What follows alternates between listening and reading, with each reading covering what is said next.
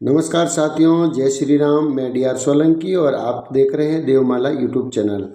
दोस्तों, राम मंदिर के इतिहास के बारे में आप सब ने कुछ न कुछ तो पढ़ा ही होगा। इस मंदिर के प्राचीन इतिहास के बारे में कम लोगों को पता है।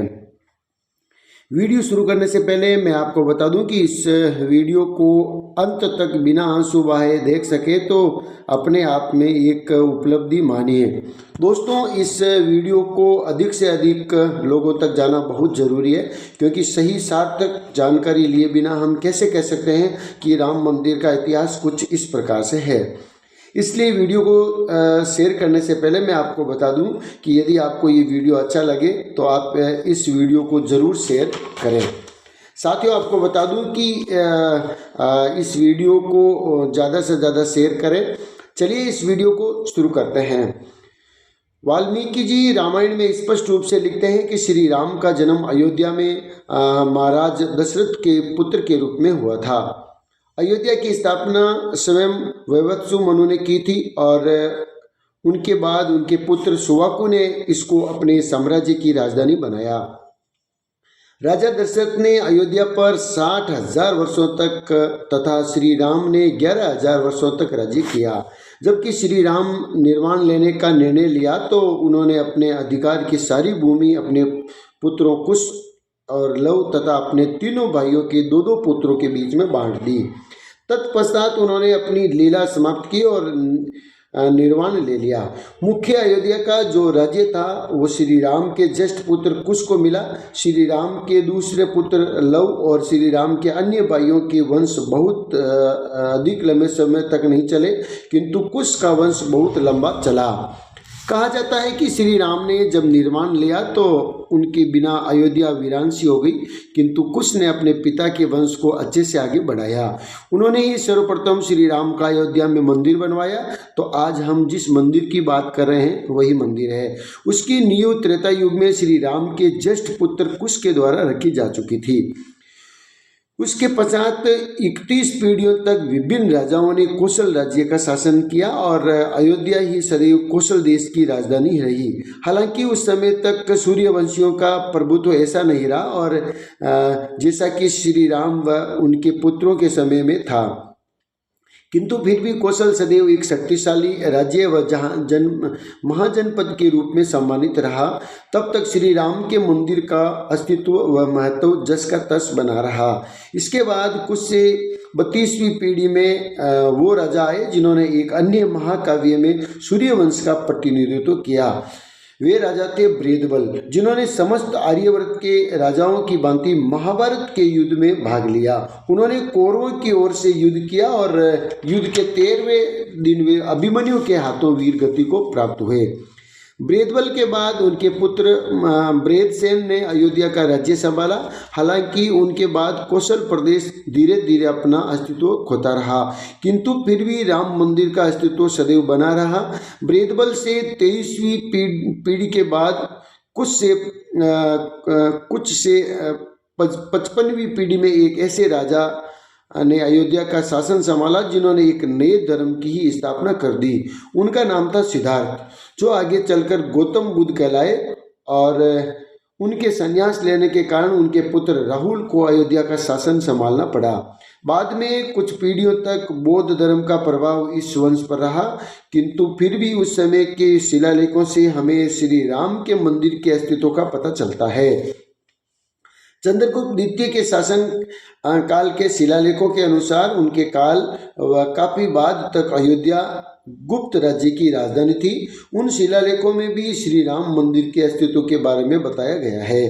ईसा से लगभग 180 वर्ष पूर्व पुष्यमित्र शुंग के शासन काल में मिले शिलालेखों से हमें ये पता चलता है कि उसने भी श्री राम मंदिर का जीर्णोद्धार करवाया था।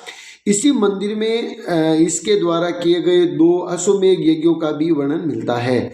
महाकवि कालिदास ने भी कालजयी ग्रंथ रघुवंशम में रघुवंश का वर्णन किया है। इसमें अयोध्या का विशेष रूप से वर्णन है और सबसे विस्तृत वर्णन ही श्री राम का ही है। प्रत्यक्ष रूप से तो नहीं, लेकिन परोक्ष रूप से हमें इस ग्रंथ में श्री राम मंदिर का वर्णन मिलता है। इसके बाद ईसा से लगभग 100 वर्ष पूर्व अयोध्या के राजवंश ने अपना अस्तित्व खो दिया। तब ऐसा वर्णन मिलता है कि श्री राम का जो प्राचीन मंदिर बहुत जर्जर स्थिति में पहुंच गया। शिलालेखों से हमें ये ज्ञात होता है कि उस समय उज्जैन के राजा विक्रमादित्य अयोध्या पहुंचे और अपनी सेना सहित अयोध्या के निकट विश्राम किया। कहा जाता है कि इस मंदिर के निकट उनको दिव्य अनुभूति हुई और तब उन्होंने पास के ब्राह्मणों को इस विषय के बारे में पूछा। तब उन्हें ज्ञात हुआ कि जहाँ वह ठहरे हैं वह किसी और का नहीं बल्कि जर्जर अवस्था में श्री राम का ही मंदिर है। श्री राम में उनकी असीम आस्था थी। इसके कारण उन्होंने इस मंदिर का जीर्णोद्धार करवाया और वहाँ एक काले पत्थर से एक भव्य मंदिर का निर्माण करवाया जो 84 विशाल स्तंभों पर खड़ा था। 630 के आसपास जब चीनी यात्री हेनसुआंग भारत आया तो उसने लिखा कि उसने अयोध्या के पास लगभग 20 बौद्ध मंदिर देखे। कहते हैं कि 30,000 से अधिक बौद्ध भिक्षु रहते थे और उसने अपने लेखों में अयोध्या का एक भव्य मंदिर का वर्णन किया है जहां सैकड़ों हिंदू भक्त दर्शन हेतु प्रतिदिन आते थे। ये माना जाता है कि हेनसुआंग ने श्री राम मंदिर को ही देखा था। ऐसा वर्णन मिलता है कि 12वीं शताब्दी में मोहम्मद गोरी के आक्रमण के समय जयचंद कनौज से यहाँ आया और उसने इस मंदिर में विक्रमादित्य का नाम निकालकर समय का प्रशस्ति पत्र लगवा दिया। उसके बाद अगले 200 वर्षों तक भारत मुस्लिम आक्रमणकारियों का अत्याचार झेलता रहा। फिर भी लिखित प्रमाण है कि 14वीं शताब्दी तक महाराजा विक्रमादित्य द्वारा जीर्णोद्धार कराया गया श्री राम का वह मंदिर उसी प्रकार खड़ा रहा और मुस्लिम आक्रांताओं से कोई क्षति ना पहुंचा सके। 14वीं शताब्दी में इब्राहिम लोदी के शासनकाल तक इस मंदिर के होने का प्रमाण मिलता है। जब 1526 में पानीपत के युद्ध में उसकी मृत्यु हो गई और बाबर द्वारा मुगल साम्राज्य की नींव रखी गई, तब जाकर के इस मंदिर को तोड़ने के कई अभियान चलाए। 1527 में बाबर ने इस मंदिर को तोड़ने का फरमान जारी किया और 1528 में बाबर के सेनापति मीर बाकी इस मंदिर को तोड़ने के लिए अयोध्या पहुंचा। उस समय मंदिर के मुख्य महंत स्वामी श्यामानंद जी थे। उन्होंने इस मंदिर की रक्षा के लिए बीटी के महाराज महता बख्शी बद्रीनाथ जी से सहायता मांगी। जब तक महाराज बद्रीनाथ सहायता के लिए आते, उस अयोध्या से लगभग 10 किलोमीटर दूरी सनेतु गांव के एक पंडित देवीनंद पांडे ने स्थानीय लोगों को एकत्रित कर मंदिर को बचाने का प्रयास किया, किंतु शत्रुओं के विशाल सेना के सामने वे सभी वीर गति को प्राप्त हुए। बाद में महाराज बद्रीनाथ ने इस मंदिर की रक्षा के लिए बाबर की सेना से युद्ध किया, किंतु शत्रु की सेना बहुत अधिक थी। लाखों राम भक्त उस युद्ध में वीर गति को प्राप्त हुए। इस युद्ध के 15 दिन बाद हंसवर के महाराज रणविजय सिंह ने ये जानते हुए कि उनकी मृत्यु निश्चित है, केवल 1000 योद्धाओं के साथ मंदिर की रक्षा का प्रयत्न किया, किंतु वह सभी वीर गति को प्राप्त हुए। लखनऊ गजेटियर में लिखा हुआ है कि लगभग 1,74,000 हिंदू इस मंदिर की रक्षा करते हुए शहीद हुए। सभी के वीर गति के बाद ही मीर बाकी इस मंदिर को तुड़वाने में सफल रहा। मंदिर के टूटने के बाद मीर बाकी ने वहां पहली बार मस्जिद का ढांचा बनवाया तथा उनका नाम दिया मस्जिद जन्म स्थान, अर्थात धर्म स्थान का मस्जिद। इसके अतिरिक्त वहां उसने एक संदेश खुदवाया जिसमें लिखा था कि महान बाबर ने आदेश पर दयालु मीर बाकी ने फरिश्तों की इस जगह को मुकम्मल दिया है। यहाँ फरिश्तों का अर्थ श्री राम से ही है। इस प्रकार जिस वेश्या ने इस मंदिर को तोड़वाया उसका स्वयं मानना था कि मस्जिद श्री राम का जन्म स्थान है। बाद में इसे बाबर के नाम पर बाबरी मस्जिद कहा गया। कुछ समय बाद महाराज रणविजय सिंह की विधवा रानी राजकुमारी हंसवर ने श्री राम मंदिर को शत्रुओं से छुड़ाने के लिए 3000 वीरांगनाओं की सेना बनाई और लंबे समय तक छापामारी युद्ध किया। उन्होंने इस युद्ध को बाबर की मृत्यु के बाद हुमायूं के शासनकाल तक जारी रखा। उसी काल में स्वामी महेश्वरानंद ने सन्यासियों की एक सेना बनाई और रानी हंसवर का साथ दिया। कहा जाता है कि कुछ समय तक रानी और उनकी सेना ने मंदिर को मुगलों के चंगुल से छुड़ा भी लिया। बाद में हुमायूं ने इसे अपनी प्रतिष्ठा का प्रश्न बना लिया। जो उस मंदिर उसके लिए मस्जिद था, उस पर अधिकार के लिए अपनी पूरी शक्ति झोंक दी। अनंतः हिंदुओं की छोटी सेना के सभी राम भक्तों ने इस मंदिर की रक्षा के लिए अपना बलिदान दे दिया और एक बार फिर से मुगलों का कब्जा हो गया। उसके बाद भी उन्होंने अनेकों हिंदू जिन्होंने बार बार उस मंदिर के उद्धार के प्रयत्न में अपने प्राणों की आहुति दी। ये क्रम अकबर के काल तक चलता रहा। उस बार बार होते हुए युद्धों से अकबर इतना घबरा गया कि बीरबल और टोडरमल के कहने पर उसने खस की टाट से उस मंदिर के चबूतरे पर 3 फीट का एक छोटा सा राम मंदिर बनवा दिया। उस पुत्र जहांगीर व शाहजहां ने भी 2 विद्रोह पुनः शुरू होने के डर से राम मंदिर को वहीं रहने दिया। पर जब औरंगजेब ने अपने पिता शाहजहां को बंदी बनाकर गद्दी पर कब्जा किया तो उसने फिर से राम मंदिर को तुड़वाने का प्रयास किया। अपने इस प्रयास में उस वेश्या ने लगभग 10 बार अयोध्या पर आक्रमण किया और अयोध्या में स्थित सैकड़ों मंदिर को तुड़वा डाला। उसी समय इस मंदिर की रक्षा के लिए वैष्णवदास जी ने औरंगजेब की सेना पर 30 बार आक्रमण किया। सन 1717 में जयपुर के राजा जयसिंह द्वितीय ने प्रयास किया कि मंदिर का स्थान वापस हिंदुओं को दे दिया जाए। उनकी मुगल शासकों से अच्छी मित्रता थी, वह एक प्रभावशाली व्यक्ति थे, किंतु फिर भी वह अपने प्रयास में असफल रहे क्योंकि तत्कालीन मुगल शासक फारूक सियार ने उनकी मांग को मानने से मना कर दिया। फिर भी वे अपने प्रयासों से राजा जयसिंह द्वितीय ने मंदिर के पास एक राम चबूतरा बनवाया ताकि हिंदू वहां पर पूजा कर पाए। फ्रांस के एक पादरी जोसेफ डिफेंटलर ने, जो स्वयं उस समय भारत में मौजूद थे, 1788 में लिखी गई एक पुस्तक में उसने खुलासा किया कि बाबरी मस्जिद राम मंदिर को तोड़कर ही बनाई गई है और उस पुस्तक में इसी राम चबूतरे का भी उल्लेख है। सन 1813 में हिंदुओं ने अंग्रेजों से इस स्थान को हिंदुओं को वापस देने को कहा। उस समय अंग्रेजी सरकार इतनी सशक्त नहीं थी। फिर भी उन्होंने जो जांच की उस रिपोर्ट में उन्होंने मंदिर होने का उल्लेख किया है। सन 1827 में अवध के नवाब नसरुद्दीन हैदर शाह ने इस मंदिर पर अधिकार कर लिया। तब राम जन्मभूमि की स्वतंत्रता के लिए स्थानीय लोगों ने मिलकर एक सेना बनाई और अवध की सेना पर 3 बार आक्रमण किया। तीसरे आक्रमण के बाद उन्होंने नवाब की सेना को खदेड़ दिया और मंदिर पर पुनः हिंदुओं का आधिपत्य हो गया। उसके कुछ समय बाद दिल्ली के सुल्तान अकबर शाह और अवध के नवाब नसरुद्दीन हैदर शाह की सम्मिलित सेना ने अचानक ही मंदिर पर आक्रमण कर दिया और हिंदुओं का नरसंहार किया। स्थानीय हिंदुओं की सेना उस विशाल सेना के सामने कुछ भी नहीं थी, किंतु फिर भी उन्होंने अंतिम विश्वास तक शाही सेना का सामना किया और वीर गति को प्राप्त हुए।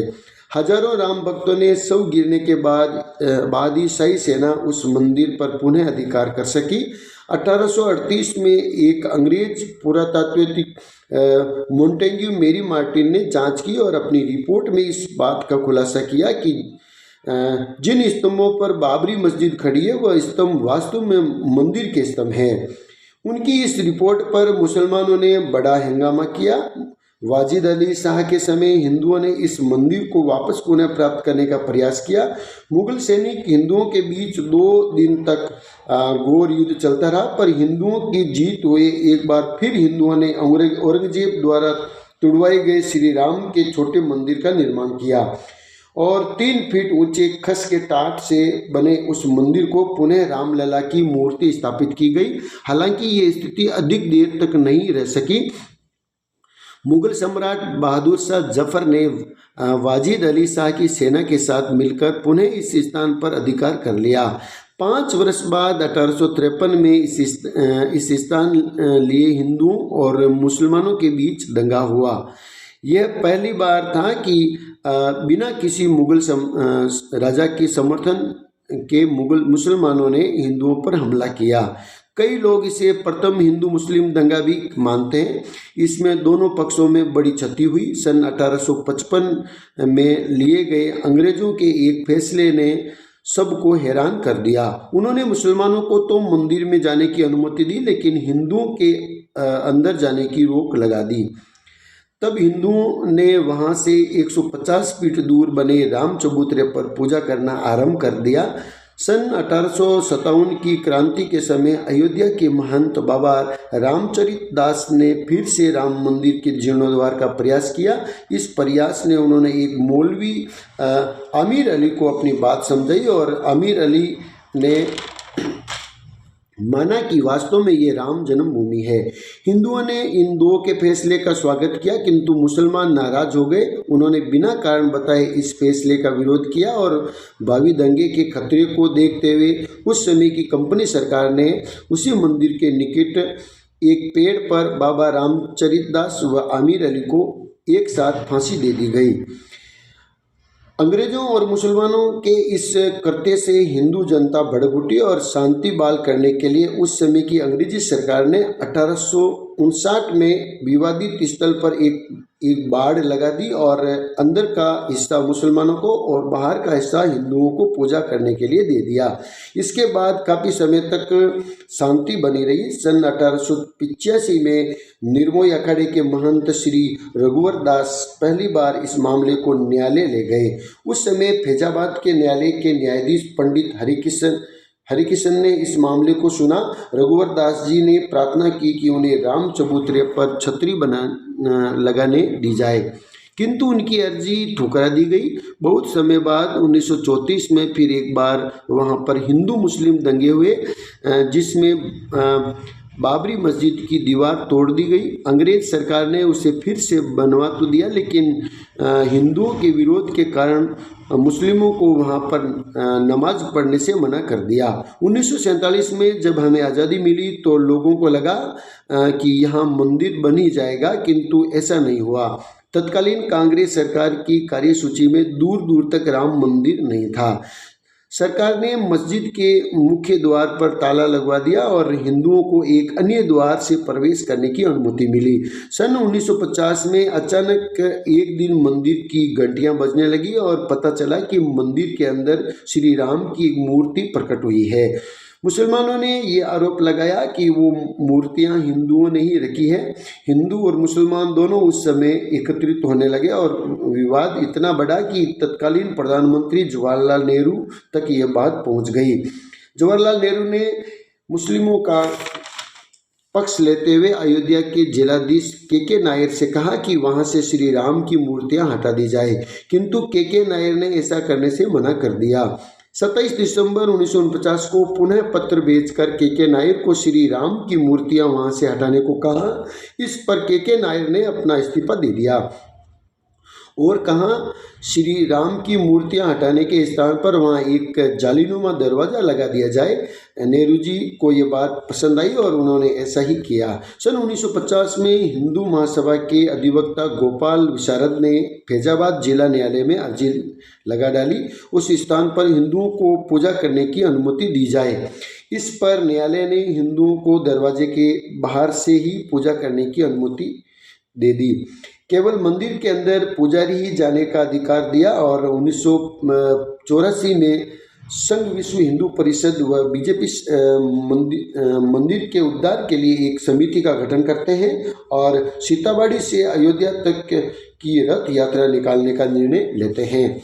किंतु उसी समय अचानक तत्कालीन प्रधानमंत्री इंदिरा गांधी की हत्या हो गई, जिससे ये यात्रा रुक गई। 1986 में जब शाह बानो ने अपने पति से गुजारा भत्ता लेने वाला केस जीता, तब तत्कालीन प्रधानमंत्री राजीव गांधी ने मुसलमानों को खुश करने के लिए संसद में प्रस्ताव लाकर इस फैसले को पलट दिया।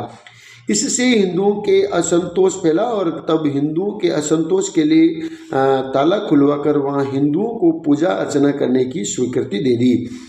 उनके इस फैसले से अब मुस्लिम भड़क गए और 6 फरवरी 1886 को बाबरी मस्जिद संघर्ष समिति का गठन किया। 1989 में संघ के नेतृत्व में विवादित स्थल के निकट ही श्री राम मंदिर की नींव रखी गई। उसी साल इलाहाबाद उच्च न्यायालय ने आदेश दिया कि विवादित स्थान के मुख्य द्वारों को खोल दिया जाए और सदा के लिए हिंदुओं को देना चाहिए। 1990 में संघ व विश्व हिंदू परिषद के नेतृत्व में लाल कृष्ण आडवाणी ने सोमनाथ से अयोध्या तक 10,000 किलोमीटर की एक रथ यात्रा निकाली। इसी दौरान बिहार के तत्कालीन मुख्यमंत्री लालू प्रसाद यादव के आदेश पर समस्तीपुर में लाल कृष्ण आडवाणी को गिरफ्तार कर लिया गया। आडवाणी जी के गिरफ्तारी के बाद भी जिस दिन रथ अयोध्या पहुंचने वाला था, 30 अक्टूबर 1990 के दिन हजारों की संख्या में राम भक्तों ने पुलिस के रोकने के बाद भी अयोध्या में प्रवेश किया और बाबरी मस्जिद पर हिंदू ध्वज फहरा दिया। 3 दिन के बाद 2 अक्टूबर 1990 को उत्तर प्रदेश के तत्कालीन मुख्यमंत्री मुलायम सिंह यादव ने राम भक्तों पर गोली चलवाई, जिसमें सैकड़ों कार सेवकों ने अपने प्राणों से हाथ धोए। कहा जाता है कि उस दिन सरयू नदी का तट हिंदुओं की लाशों से पट गया था। 6 दिसंबर 1992 में 2 लाख से अधिक कार सेवक अयोध्या पहुंचे। उस समय के तत्कालीन मुख्यमंत्री कल्याण सिंह ने पुलिस को भीड़ पर गोली न चलाने का निर्देश दिया। उन्होंने सोचा था कि वह भीड़ को सुरक्षा बलों के द्वारा नियंत्रित कर लेंगे, पर ऐसा नहीं हुआ। उस लाखों की बढ़ती हुई भीड़ के सामने पुलिस की हिम्मत नहीं हुई कि कोई कार्रवाई कर सके। 6 दिसंबर 1992 को दिन को 1:55 पर बाबरी मस्जिद का पहला गुंबद गिरा दिया गया और फिर 1.5 घंटे में दोपहर 3:30 को दूसरा गुंबद भी गिरा दिया गया। शाम 5 बजे तक तीसरा गुंबद का पूरा ढांचा गिर गया। इसकी जिम्मेदारी लेते हुए कल्याण सिंह ने इस्तीफा दे दिया और उसी सायं 7 बजे उत्तर प्रदेश में राष्ट्रपति शासन लगा दिया गया। इसके बाद पूरे देश में हिंदू मुस्लिम दंगा फैल गया। अयोध्या में 1000 से अधिक लोगों ने जानें गंवाई। भागलपुर शहर में गंगा नदी का तट लाशों से पट गया।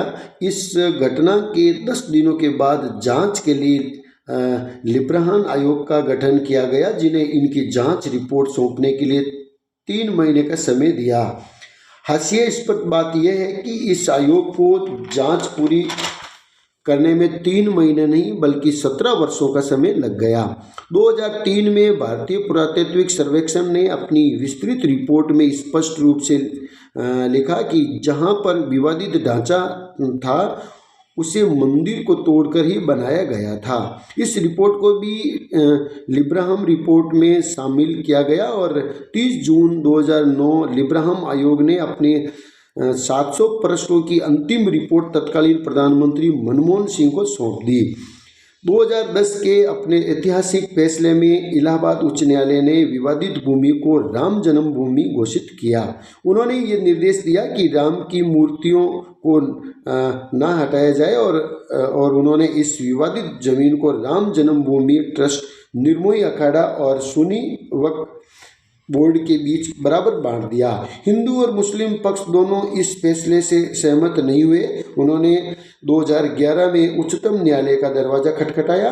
सुप्रीम कोर्ट ने इस विवाद से जुड़े सभी दस्तावेजों को अंग्रेजी में अनुवाद करने को कहा, जिसमें बहुत अधिक समय लगा और वर्षों तक कोई सुनवाई नहीं हुई। अनंतः 9 नवंबर 2019 में उच्चतम न्यायालय ने अपना अंतिम फैसला सुनाते हुए पूरी विवादित भूमि को राम जन्मभूमि ट्रस्ट को दे दिया। इस प्रकार 491 वर्षों के अथक प्रयासों के बाद राम जन्मभूमि पुनः हिंदुओं को प्राप्त हुई। फिर 5 फरवरी 2020 में ट्रस्ट का गठन होता है और मंदिर का निर्माण आरंभ होता है और अब से कुछ दिनों के बाद 22 जनवरी 2024 को अयोध्या में श्री राम के भव्य मंदिर का उद्घाटन हुआ। तो इस प्रकार ये राम जन्मभूमि मंदिर का पूरा इतिहास है। जाने से पहले मैं ये एक बात कहना चाहूँगा कि हमें कभी भी नहीं भूलना चाहिए कि जो श्री राम मंदिर घर बैठे देखने का सौभाग्य प्राप्त हो रहा है, उसके पीछे 491 वर्षों का संघर्ष और लाखों हिंदुओं के प्राणों का बलिदान छिपा है। तो आइए हम सभी गौरव का अनुभव करें कि हमें अपने जीवन काल में श्री राम मंदिर को देखने का सौभाग्य प्राप्त हो रहा है। जय श्री राम। दोस्तों, आप इस कथा के बारे में अवश्य जानते थे? अगर जानते थे तो हमें कमेंट बॉक्स में अवश्य बताएं और चैनल को लाइक शेयर सब्सक्राइब करें। आप देख रहे हैं देवमाला यूट्यूब चैनल। जय श्री राम, जय हिंद, जय भारत, जय जय श्री राम।